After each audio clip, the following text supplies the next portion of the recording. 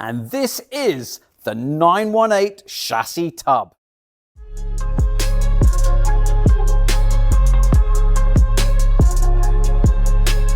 Okay, welcome back. We have got the chassis back from the lacquer stage, the repair and ultrasound detecting of any voids. So this is the chassis back, the stage one of the build, but we put it in our showroom or assembly room one, we call it. So here we can examine, demonstrate and show all the new cars, and today it's the new chassis. So I'm going to call it a new chassis because it has been treated like a brand new chassis. If we go around it, you can see some ticks and some yellow marks. You can see this brand new lacquered A-pillar, which has been PPF'd. The side sills have been lacquered and PPF'd. Inside has been lacquered and PPF'd. We've given it a good polish and a clean. The door lock mounting points have been all polished, and when we go around to the back here, you're going to see this very exciting bit, which is the two compartment zones of the energy storage. So up here is where the fuel tank will sit. We'll show you that in the next part or the video. And then this lower box here is where the battery sits in, which goes underneath. So we'll be assembling everything on this chassis to get to the stage of the marriage of the engine and gearbox together.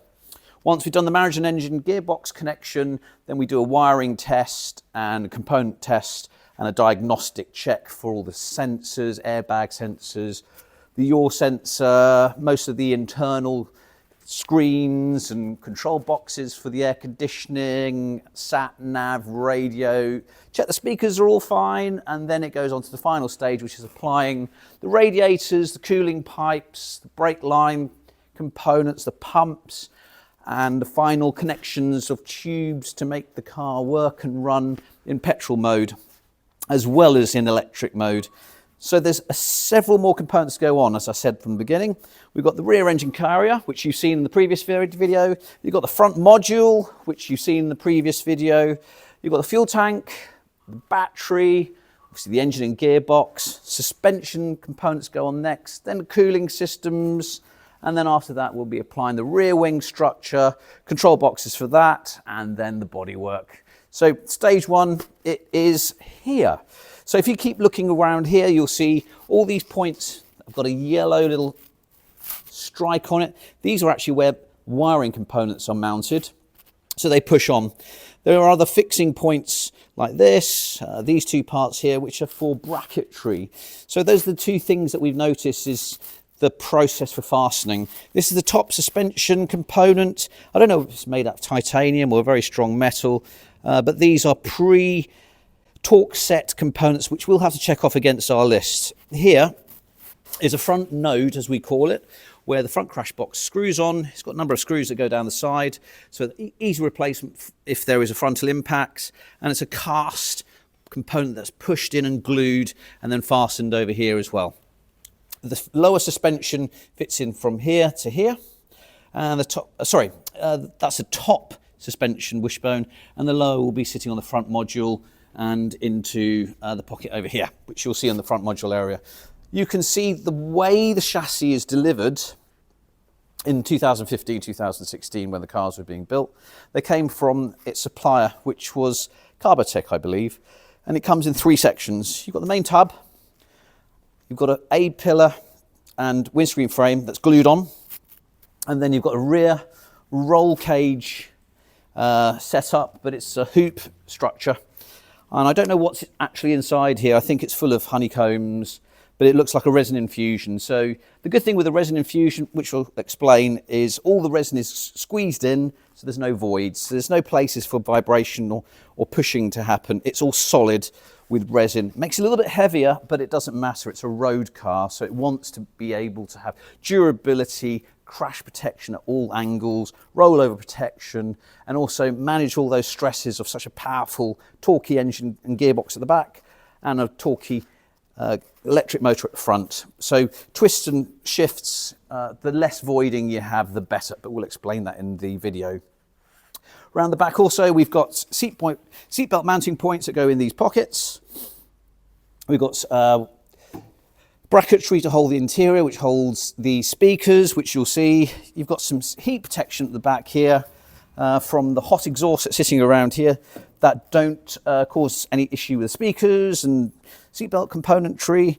There is a shelf over here, which is quite a masterpiece, how they've managed to mold this all together, and I'll explain how that works.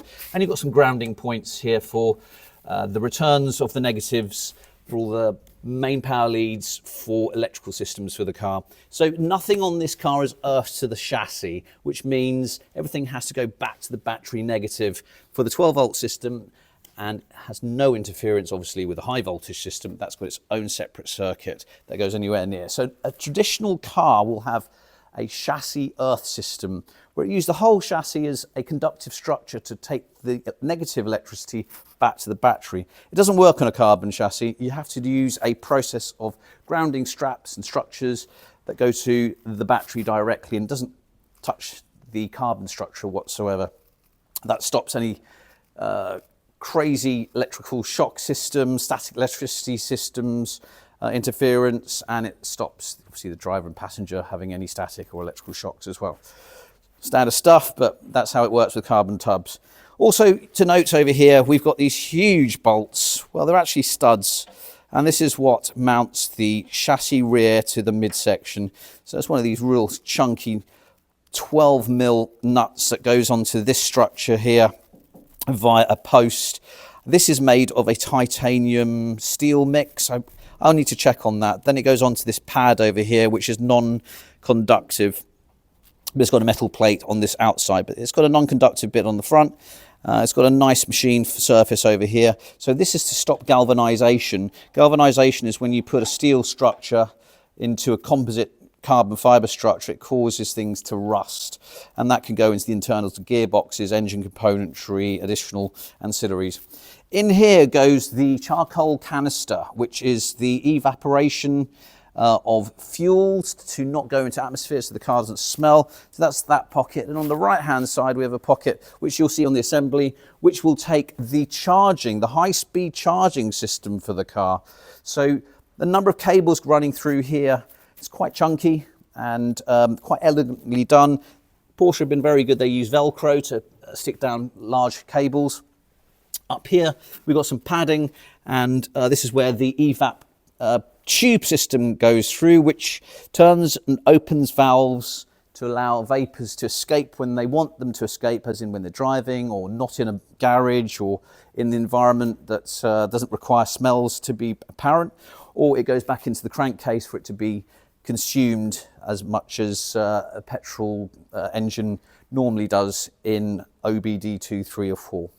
So we continue down into this chassis internals. Inside down here you can see this beautifully lacquered finish with PPF. We've got the Carbotech sticker that remains on there. These are the seatbelt mounts. Down here we have got the two side impact airbag sensors. So over here you can see the plate for the pedal that goes from top mounted there, and it's the two connection points here. There's a bracket here for the rest of the electronics. There's some more bracketry that holds the control boxes for the body loom from Bosch on either side. There is another control panel here, connection point for the grounds. And here it has been lacquered beautifully. However, because it's a resin infusion process at this point, that's the effect you get. These parts are pre-impregnated, pre-cured parts that are put into the mold when they do a final injection molding, which will show you how that works. So these were the pioneers of injection molding through resin infusion and solid components being blended together. McLaren and Porsche were doing all of this with Carbotech quite a few years ago, and now we can understand why they've done it. It's all to do with quality in terms of non-voiding, quality in terms of allowing brilliant visual carbon fibers to be blended with resin infused carbon fibers, which you can see over here, and allow a series volume production process for Carbotech, which means more than 3 units. So when they're doing 918 units, they needed something that could be produced in 12 months to 15 months. So this was a very clever process that Porsche went through when they were doing their design process, because they'd learnt so much from the Carrera GT tub but the Carrera GT tub was so many man hours involved to do it. This was the next stage, which McLaren had developed with the MP412C, from what I understand. The process that goes on next is protecting these parts, which you'll see. So we have to protect, although they've got a PPF on them, which the supplier has sent to us, the backs, the sills and the A-pillars will be needing to be protected, because we are going to be going through quite a number of weeks and months of putting parts back into the car, and that requires lifting, going under, pushing wiring through this. As I remember when I did this, to take the wiring harness out, there was one of us on top, one of us was beneath the car, and we were pushing through this S shape to get this very large wiring harness through it. And you'll see that when we do the assembly process. But isn't it amazing to look at now in its glory of being an ultimate racing style F1 Le Mans car, carbon monocoque in its most advanced form, because it's carrying multiple systems, a petrol engine system, an electric system, front and rear, all of the data to carry ECU information to control boxes, body loom systems, sat-nav systems. It is a real work of art, and how they've compressed everything into such a tiny cabin is truly wonderful. Anyway, so stage one, she is here, and on to the next video. Okay, I hope you like my explanation what the chassis is all about, how it's made. Stay tuned for the next video to see how we put it together, put the parts in it, and eventually we have a fully finished, running, shiny car. So let the build begin.